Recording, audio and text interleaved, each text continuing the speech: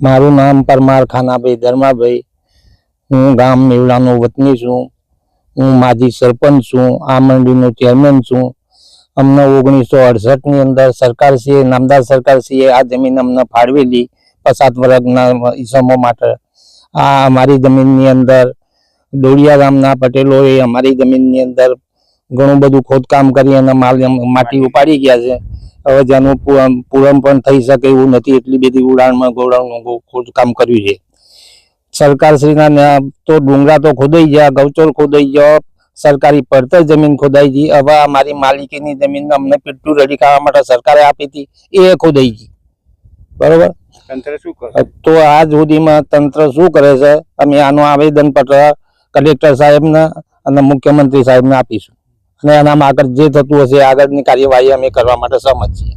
અને અમને મેવડા ગામના પછાત ડોડિયા ગામની અંદર મળેલી છે. એની અંદર ડોડિયાના સમયે અમારી જમીનનું ખોદકામ કર્યું છે. અમે સમાજને બધી વાત કરી એટલે એમને વાત કરી કે તમારે માટી પૂરણ તમારે કરી હરખું કરી, માટી પૂરા હે નહીં, તમારે થાય એ કરી લો. અમને 1968માં 50 વર્ષ સામુદાયિક સહકારી ખેતી મંડળી તરીકે અમને નામદાર સરકારે આ જમીન આપેલ. આ જમીનની અંદર બિનપિયત જમીન હોવાથી આ જમીન અમે ચોમાસું પૂરતું જ વાવેતર કરીએ છીએ. હવે આ ચોમાસાની સિઝન આવતો અમારી જમીનની અંદરથી આ લોકો પટેલ લોકો, ડોડિયાના લોકો પટેલ અમારી જમીનનું ખોદકામ કરી અને ટ્રેક્ટર જેસીબી થી બધો માલ સામાન ભરી ગયા છે, માટી ભરી ગયા છે.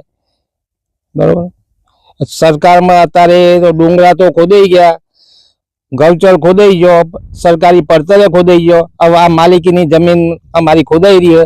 તો આ બાબતે અમે સરકારશ્રીને જાણ કરીએ, વત્તા છે કે PM મોદી સુધી આની આગળ ચર્ચા કરવામાં આવશે.